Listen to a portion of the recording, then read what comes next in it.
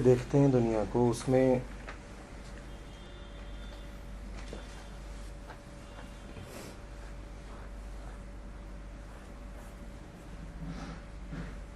पहली डुअलिटी तो पैदा होने के साथ ही आ जाती है। पहली डुअलिटी है कि ये मैं हूँ और ये रहा संसार, और ये दोनों अलग अलग हैं।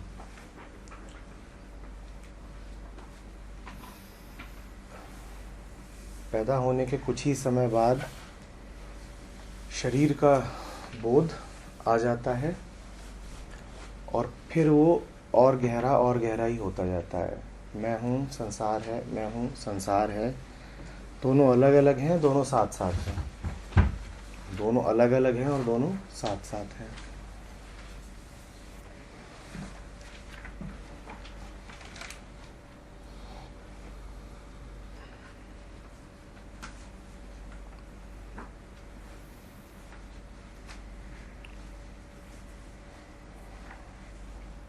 उसी द्वैत को और आगे बढ़ाती है भाषा। भाषा कहती है दो संसार हैं, एक वस्तुओं का, एक विचारों का। एक वस्तुओं का, एक विचारों का। तो मेरे सामने ये बोतल रखी हो सकती है, ये अपने आप में एक ऑब्जेक्ट है, और एक मन है जिसमें उस ऑब्जेक्ट की एक छवि है। तो द्वैत निर्मित हो गया। There is an object and there is an image. एक है वर्ल्ड ऑफ सेंसेस और एक है world of ideas. World of senses वो है जो यहाँ दिख रहा है, जिसको आप छू सकते हैं, पकड़ सकते हैं, देख सकते हैं। और वर्ल्ड ऑफ आइडियाज वो है जो इसकी छवि मन में निर्मित हो रही है। एक द्वैत पहले से ही था, एक द्वैत भाषा ने जोड़ दिया। और अभी उम्र कुछ भी नहीं हुई है हमारी।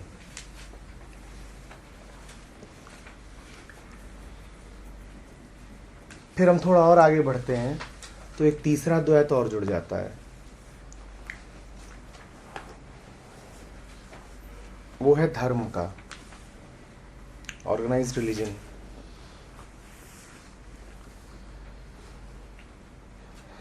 कि एक ये दुनिया है और एक कोई इससे पार की दुनिया है। एक ये दुनिया है और कोई इससे पार की दुनिया है। एक कोई क्रिएटर है, एक कोई क्रिएशन है।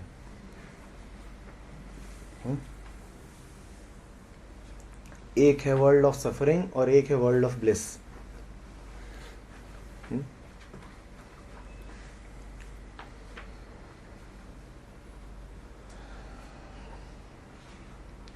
बहुत ज्यादा समय बीतता नहीं है और द्वैत में हमारी ट्रेनिंग बिल्कुल पक्की हो जाती है। एकदम गहराई से द्वैत बैठ जाता है और वो सत्य ही लगने लगता है।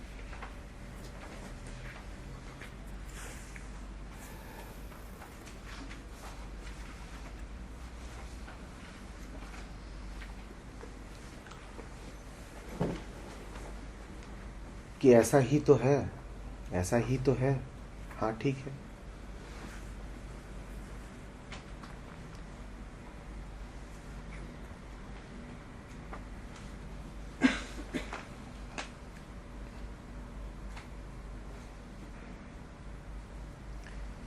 नतीजा ये होता है कि जीवन भर कुछ भी वो नहीं रह जाता जो वो है, बस वो अपने विपरीत का विपरीत बन के रह जाता है। बस वो अपने विपरीत का विपरीत बन के रह जाता है। द्वैत में जीने का अर्थ ये होता है कि मैं डायरेक्ट ऑब्जर्वेशन अब नहीं कर सकता। मैं किसी भी वस्तु को, व्यक्ति को, संसार को, जीवन को सिर्फ उसके विपरीत के रूप में जानता हूँ, एक तुलनात्मक रूप में जानता हूँ। मैं कुछ भी देखता हूँ तो मैं उसको नहीं देखता, मैं उसको उसके ऑपोजिट के रूप में देखता हूँ।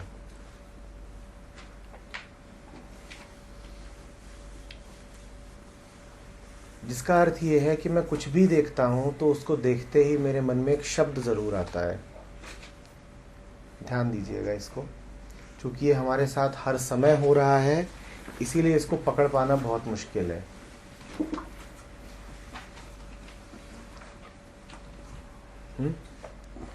इसी का नाम है कॉन्सेप्ट मेकिंग। इसी का नाम है कॉन्सेप्ट मेकिंग। और कॉन्सेप्ट मेकिंग द्वैत में ही चलता है। मैं संसार को देखता हूँ तो उसमें लगातार मुझे ये एहसास बना रहता है कि मैं किसी ऐसी एंटिटी को देख रहा हूँ जो मैं नहीं हूँ, जो मैं नहीं हूँ, और देखने वाला मैं हूँ। बड़ी साधारण सी बात है, ऐसा हर समय हो ही रहा है हमारे साथ। इसमें अभी तक हमने कुछ ऐसा नहीं कह दिया है जो बड़ा गोपनीय हो।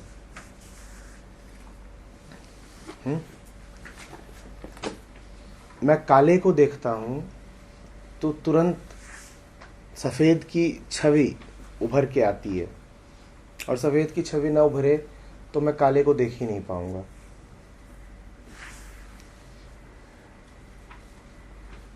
अभी बड़ी विचित्र स्थिति हो जाती है जिसमें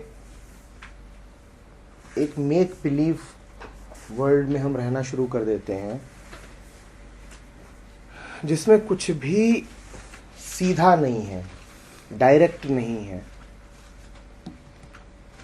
जिसमें जो कुछ है वो कॉन्सेप्चुअल है। कॉन्सेप्ट क्या है? कॉन्सेप्ट का अर्थ है कुछ ऐसा जो किसी दूसरे कॉन्सेप्ट पे निर्भर करता हो अपने होने के लिए। मैं आपसे कहूं कि बताइए सफ़ेद क्या है, तो आप नहीं बता पाएंगे बिना काले का सहारा लिए।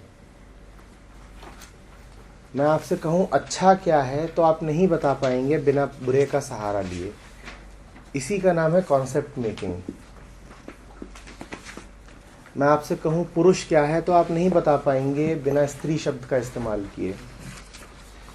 ठंडा क्या है नहीं बता पाएंगे बिना गर्म का इस्तेमाल किए। इसी का नाम है कॉन्सेप्ट मेकिंग। और इसको ध्यान से देखेंगे तो ये बड़ी दयनीय स्थिति है, क्योंकि अगर आपसे पूछा जाए कि काला क्या है, तो आप नहीं बता पाएंगे बिना सफ़ेद का इस्तेमाल किए, और कहा जाए कि स्त्री क्या है तो नहीं बता पाएंगे बिना पुरुष शब्द का इस्तेमाल किए।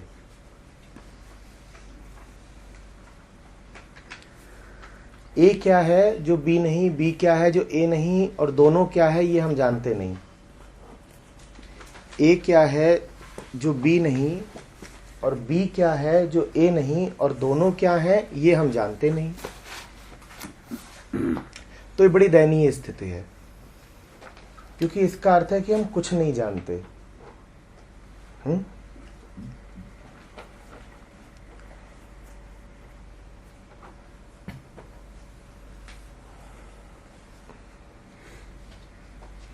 जीवन को सीधे सीधे सहज रूप से अनुभव करने की हमारी क्षमता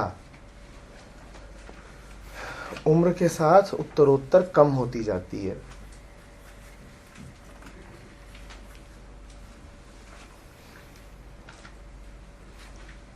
धर्म उसी क्षमता को वापस पाने का नाम है। ज़ेन अपने आप में कोई धर्म नहीं है, ज़ेन सिर्फ ध्यान है। और जिस भी धर्म में ज़ेन न हो वो धर्म नहीं है, क्योंकि धर्म का अर्थ ही है अपने आप को वापस पाना, जो कि ज़ेन है। तो आप किसी भी पंथ के, किसी भी विचारधारा के, किसी भी धर्म के मानने वाले हों, अगर आपका धर्म वास्तविक है तो वो ज़ेन ही होगा, क्योंकि वास्तव में ज़ेन ही धर्म है, क्योंकि ध्यान ही धर्म है। और जिस धर्म में ज़ेन का कुछ अंश नहीं है वो धर्म फिर मुर्दा है। ज़ेन का अर्थ है ध्यान, ज़ेन का अर्थ है अपने आप को वापस पाना। ज़ेन का अर्थ है अपने आप को वापस पाना।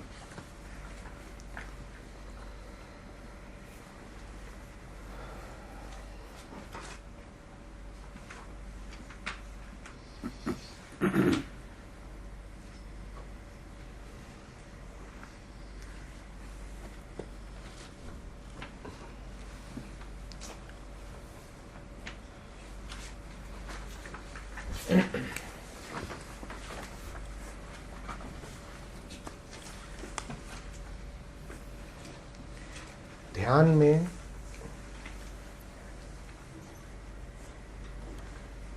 आप समझते भर हैं।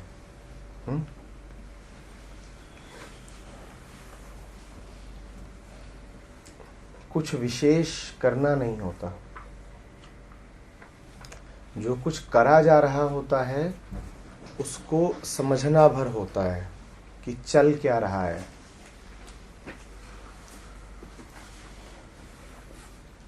नया कुछ करने का नाम नहीं है ध्यान। इसीलिए ज़ेन में पद्धतियों पे बहुत जोर नहीं है, कुछ है इनकी भी पर बहुत जोर नहीं है, क्योंकि इसे केंद्र में तो एक बड़ी साधारण सी चीज बैठी हुई है, ध्यान, अटेंशन। ज़ेन निकला ही है संस्कृत शब्द ध्यान से। जो ज़ेन शब्द भी है वो ध्यान से ही आया है।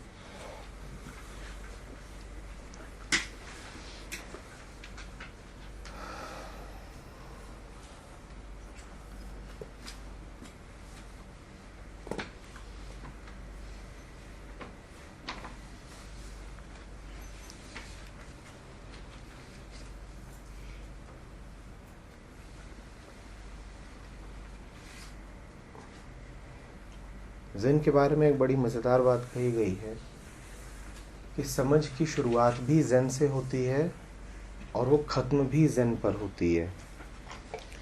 शुरुआत ज़ेन से इसलिए क्योंकि जब तक थोड़ा भी ध्यान ना हो तब तक यात्रा शुरू ही नहीं होगी। जब आप ध्यान देते हैं, देखते हैं,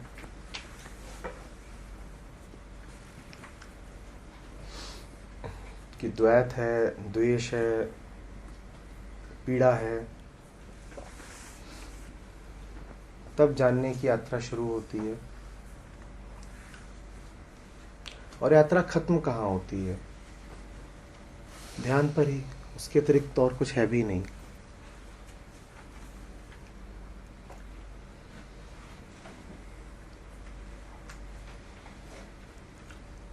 चूंकि हम द्वैत के संसार में रहते हैं और द्वैत को ही जानते हैं, इसीलिए हमारे लिए बड़ा आसान होता है भाषा रूप में कही गई किसी भी बात को पकड़ लेना। भाषा द्वैतात्मक है। पहली चीज आज हमने यही कही, दो दुनिया खड़ी करती है वो, एक बाहर एक मन में।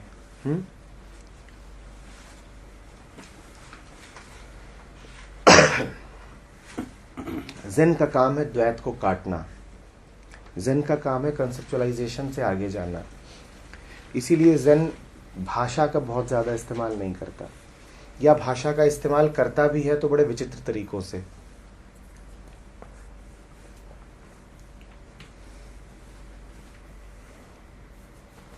ज़ेन जिन तरीकों का इस्तेमाल करता है उनको आज हम देखेंगे।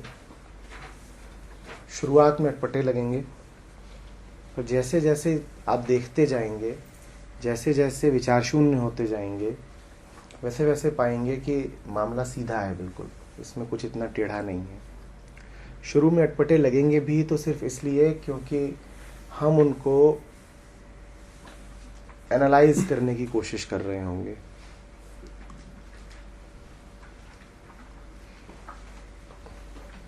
हम उनको अपने रोजमर्रा के मन से देखने की कोशिश कर रहे होंगे।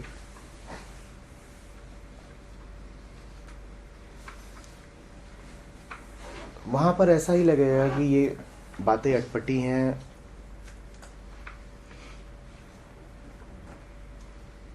इनका कोई अर्थ नहीं, अनर्गल है बिल्कुल।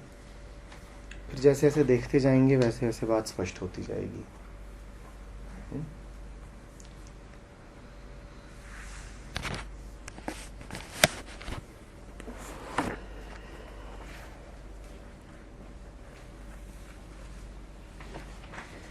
Empty handed I go, and yet the spade is in my hands. I walk on foot, and yet on the back of an ox I am riding. When I pass over the bridge, lo, the water floweth not, but the bridge doth flow.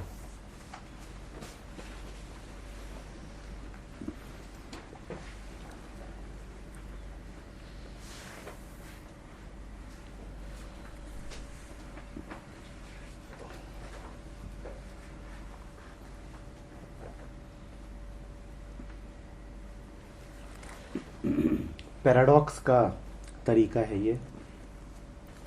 यहाँ कुछ कहा नहीं जा रहा, यहाँ पर बस भाषा को इस्तेमाल करा जा रहा है भाषा को ही काटने के लिए। भाषा मन में द्वैत बैठाती है, भाषा मन में द्वैत बैठाती है। खाली हाथ जा रहा हूं मैं, फिर भी स्पेड फावड़ा मेरे हाथ में है।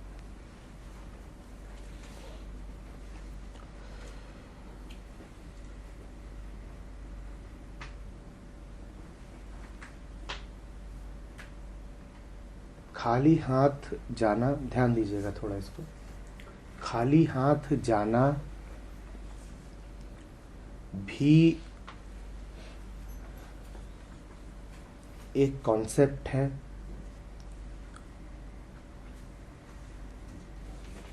और कुछ पकड़ रखा है मैंने, ये भी एक कॉन्सेप्ट है। ये भी एक कॉन्सेप्ट है।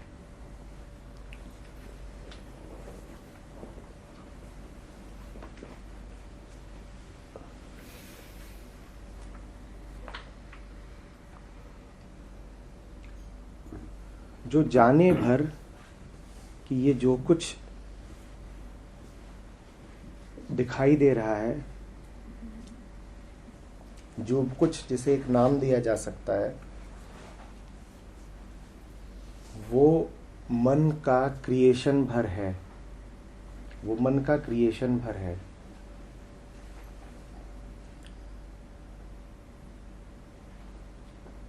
वो उसको किसी भी रियलिटी के रूप में मानने से इनकार कर देगा, वो उसको सत्य नहीं कहेगा। परसेप्शन कह सकता है, सत्य नहीं कहेगा। ये हमारे हाथ में है, ये दिखाई दे रही है। इसके दिखाई देने की प्रक्रिया ये है कि कुछ है जो उसको ये आकार दे रहा है। आकार देने वाला ये आकार न दे तो ये इस रूप में हो नहीं सकती, ये इस रूप में हो नहीं सकती। अभी हमने कहा था कि ठंडा क्या है जो गर्म नहीं, गर्म क्या है जो ठंडा नहीं। ठंडे का होना गर्म पे निर्भर करता है, गर्म का होना ठंडे पे निर्भर करता है। इसका होना मन पे निर्भर करता है, मन का होना इस पे निर्भर करता है। इसका होना मन पे निर्भर करता है और मन का होना इस पे निर्भर करता है।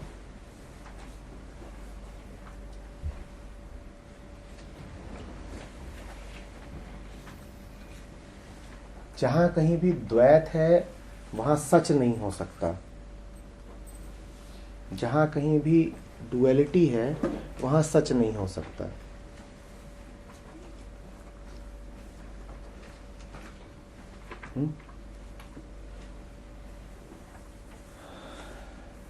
सच द्वैत को समझने में तो हो सकता है, द्वैत में नहीं हो सकता।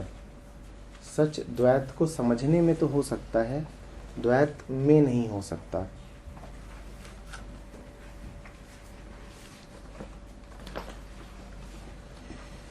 अब ये हाथ में कप है या हाथ में फावड़ा है, कोई फर्क नहीं पड़ता, प्रक्रिया दोनों में एक ही चल रही है कि जहां कुछ नहीं है वहां पर मन यूं जता रहा है जैसे कुछ है। क्यों? क्योंकि उसने स्वयं ही प्रोजेक्ट कर रखा है कुछ नहीं, पर जता यूं रहा है जैसे कुछ है।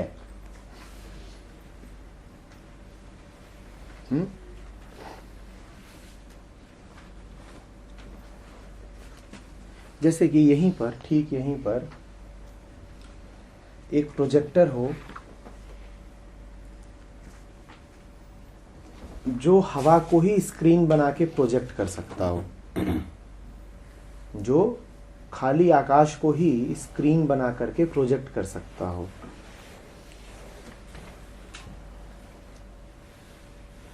तो जहां कुछ नहीं है वहां पर भी प्रतीत ऐसा होगा कि जैसे कुछ है।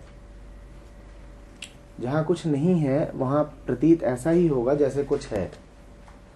इमेजेस आती जाती रहेंगी, इमेजेस आती जाती रहेंगी।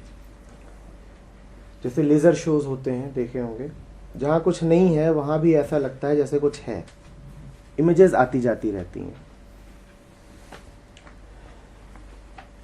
अब एक जगह है, एक स्पेस है, उसमें अभी इमेज नहीं है और फिर आई और फिर गई और फिर आई और अलग अलग तरीके की इमेजेस आ जा रही हैं। अब क्या फर्क पड़ता है कि थोड़ी देर के लिए उसमें इमेज है और थोड़ी देर नहीं है? स्थिति लगातार एक ही रही है। ध्यान दीजिएगा, समझिएगा इस बात को कि जहां कुछ नहीं है वहां कुछ होने का एहसास कराया जा रहा है। Empty handed I go and yet there is a spade in my hands. जहां कुछ नहीं है वहां भी कुछ होने का एहसास हो रहा है।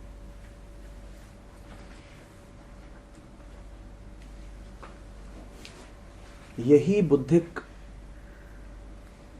बात है शून्यता की।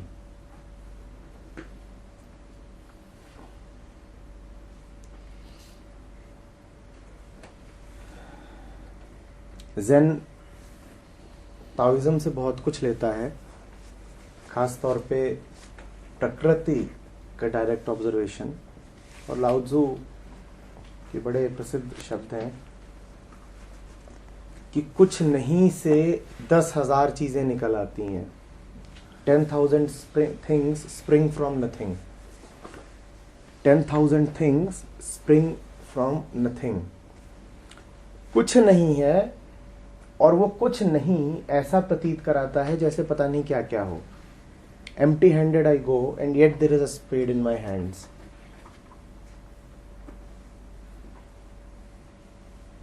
है कुछ नहीं पर लग रहा है कि पता नहीं क्या क्या चल रहा है। बिल्कुल कुछ भी नहीं है।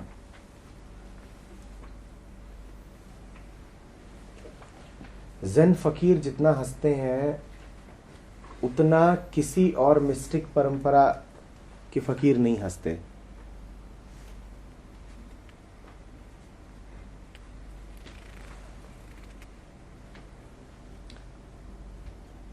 क्रिश्चियनिटी में तो जोर सारा सफरिंग पर है,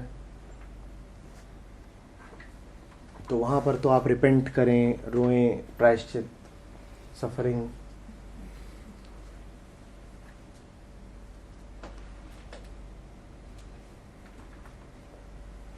एक हिंदू योगी होगा, वो बड़ा गहन गंभीर होगा, ज्ञानी होगा।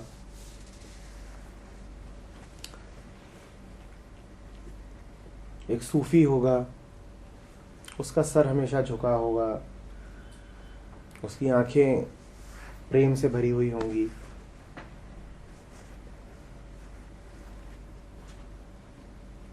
पर एक ज़ेन फकीर हमेशा मौज में होगा।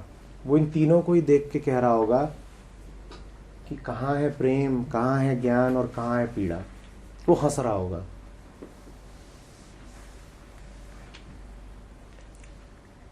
वो हंस रहा होगा, वो कह रहा होगा ये तीनों भी जो तुम पकड़ के बैठे हो ये कॉन्सेप्ट्स ही हैं, इनको भी कैसे तुम सत्य मान रहे हो, ये भी शून्य ही हैं, कैसे सीरियसली ले लिया इनको, कैसे सीरियसली ले लिया। तुम्हारे हाथ में चाहे फावड़ा हो, चाहे चाय हो और चाहे हीरे मोती हो, ये है ही नहीं वास्तविक तौर पे, तो सीरियस होने का सवाल ही नहीं पैदा होता है। जब कुछ है ही नहीं तो किस बारे में सीरियस होना है, जब कुछ है ही नहीं तो सीरियस किस बारे में होना है। समझ रहे हैं? जब कुछ है ही नहीं तो किस बारे में सीरियस होना है।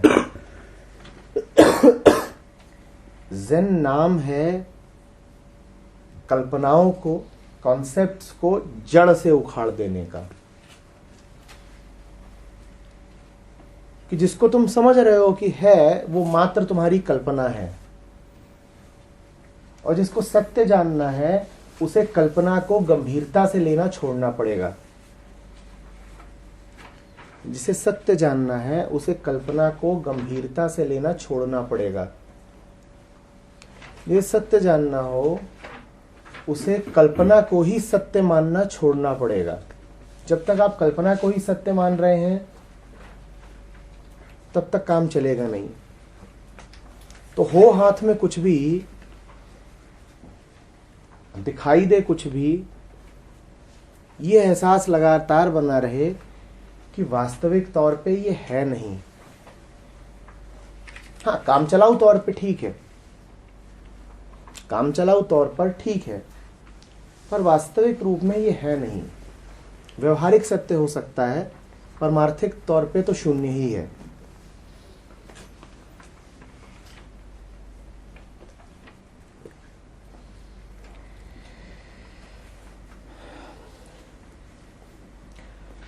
I walk on foot and yet on the back of an ox I am riding.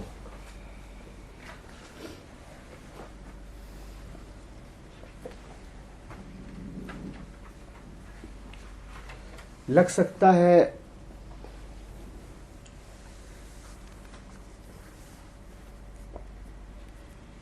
हमको कि अपने पांव पे चल रहे हैं, इस जमीन पर चल रहे हैं, और जो कुछ दिखाई दे रहा है उस पूरे वातावरण में हमारी सारी गति हो रही है। लेकिन हमारी स्थिति सिर्फ उस बच्चे जैसी है जो एक ट्रेन में सवार है और बहुत जोर से दौड़ रहा है क्योंकि जल्दी पहुंचना चाहता है। एक ट्रेन में सवार है और बोगी के भीतर दौड़ लगा रहा है क्योंकि वो जल्दी पहुंच जाना चाहता है। ऑक्स से अभिप्राय है यहाँ पर जो बड़ी महत शून्यता है।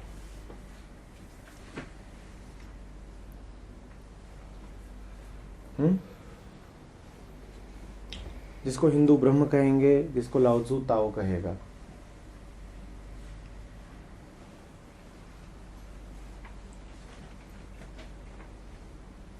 समझ रहे हैं? ज़ेन बहुत अनसेटलिंग है। परंपरागत धर्म हमारी रूढ़ियों को और मजबूत करते हैं, पुष्ट करते हैं, हमको जीने के सहारे देते हैं। ज़ेन सारे सहारे छीन लेता है। ज़ेन कुछ भी नहीं छोड़ता, तब तक काटता रहता है जब तक कुछ भी ना बचे।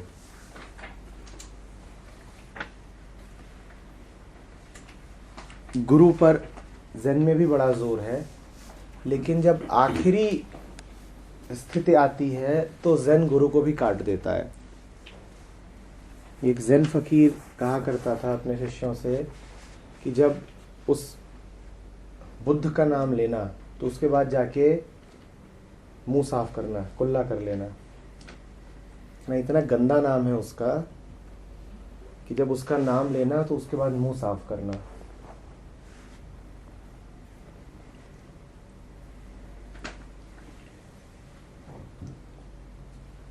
कोई सहारा नहीं, कोई कॉन्सेप्ट नहीं जीने के लिए, बस जीना, बस जीना। उसके बारे में कोई विचार नहीं, उसका कोई नाम नहीं, बस सहज जीवन जो अभी है, उसके अतिरिक्त और कुछ नहीं। न कोई स्वर्ग, न नर्क, न पाप, न पुण्य, अच्छा नहीं, बुरा नहीं, ये नहीं, वो नहीं, बस जो है सो है।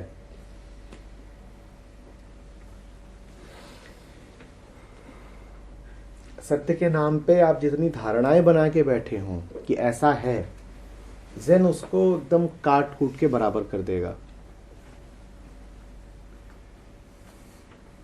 जैसा हमने शुरू में ही कहा, सभी धर्मों का निचोड़ है ये।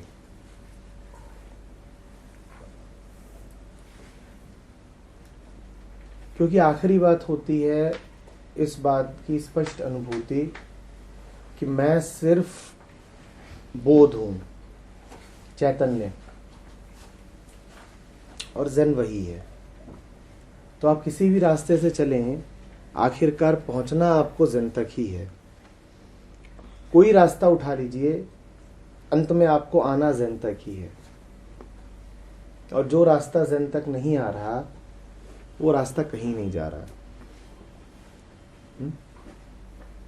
वो रास्ता फिर किसी और बड़े द्वैत के जंगल में ही ले जा रहा है आपको, जहां पर आप और ज्यादा कॉन्सेप्ट्स में ही फंस गए हैं। मन हल्का होने की जगह और भारी हो गया है।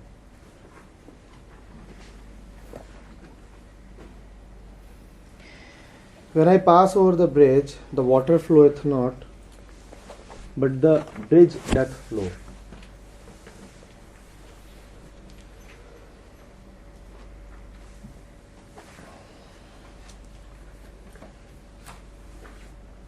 ट्रेन के उदाहरण पे वापस आते हैं। जो लोग कभी बोगी में बैठे हों, सभी बैठे होंगे, उन्होंने देखा होगा कि कई बार ये कहना मुश्किल हो जाता है, अगर आपकी ट्रेन खड़ी है स्टेशन पे और बगल में एक दूसरी ट्रेन चलती दिखाई दे, कहना मुश्किल हो जाता है कि आपकी ट्रेन चल रही है या सामने वाली। आप ये कह ही इसीलिए पाते हैं कि आपकी ट्रेन चल रही है क्योंकि आप तुलना कर पाते हैं किसी ठहरी हुई चीज से। तुलना ना कर पाए तो यकीन मानिए आप नहीं कह पाएंगे कि आपकी ट्रेन चल रही है। इस वक्त हम जितने यहां बैठे हुए हैं, हम हजारों किलोमीटर प्रति सेकंड की गति से यात्रा कर रहे हैं, पर हमें प्रतीत नहीं हो रहा क्योंकि हम सब यात्रा कर रहे हैं। तो तुलना करने के लिए कुछ नहीं है। द्वैत धोखा दे रहा है हमको। तुलना करके हमको ऐसा लग रहा है कि हम सब यहां पर स्थिर बैठे हैं। यही अगर सब स्थिर हों और कोई 1000 किलोमीटर प्रति सेकंड की स्पीड से घूमने लग जाए, तो बिल्कुल स्पष्ट हो जाएगा। तो मान लीजिए पारस यहां पर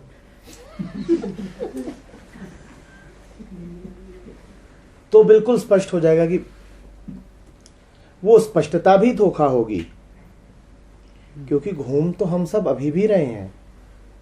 अब कितना अजीब लग रहा है ना, चाय गिर नहीं रही,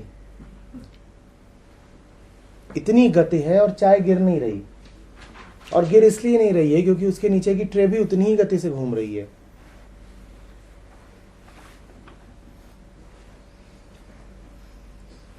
याद आता है हम लोगों ने जब ऋषिकेश में थे तो राफ्टिंग कर रहे थे। राफ्टिंग के दौरान ड्राफ्ट जो राम झूला, लक्ष्मण झूला है, इसके पास से गुजरता है। और अगर आप नीचे बहते पानी को बिल्कुल छोड़ दें और सिर्फ झूले की ओर ध्यान दें और देखते रहें एकटक झूले को, तो आपको यही लगेगा कि झूला चल रहा है, झूला चल रहा है।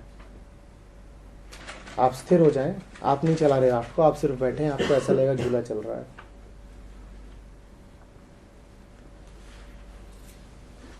कौन कह सकता है कि पानी बह रहा है या पुल बह रहा है? कौन कह सकता है कि पानी बह रहा है या पुल बह रहा है? और हमारे सारे सत्य ऐसे ही हैं, हमारे सारे सत्य ऐसे ही हैं, द्वैत पर आधारित।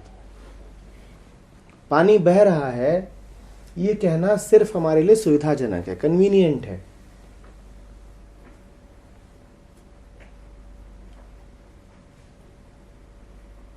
क्योंकि हमें ये मानना पसंद है कि हम ठहरे हुए हैं। सिर्फ पसंदगी की बात है, इसमें और कुछ नहीं है।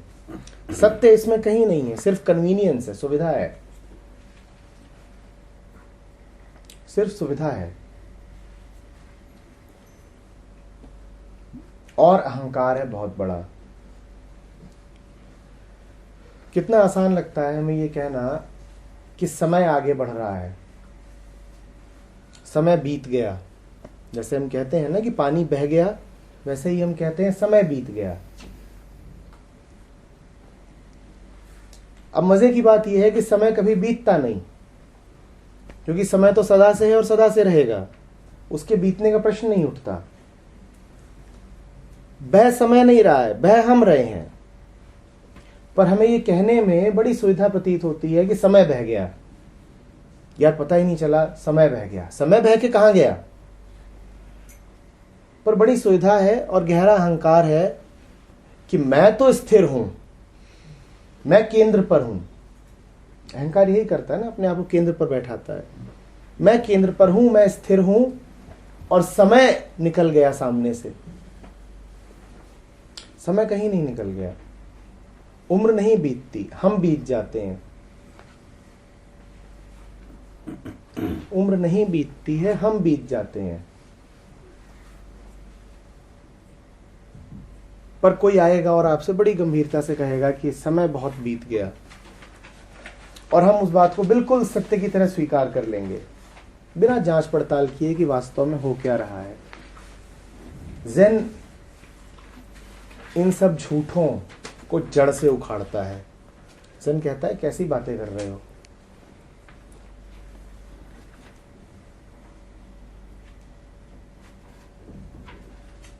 कैसी बातें कर रहे हो।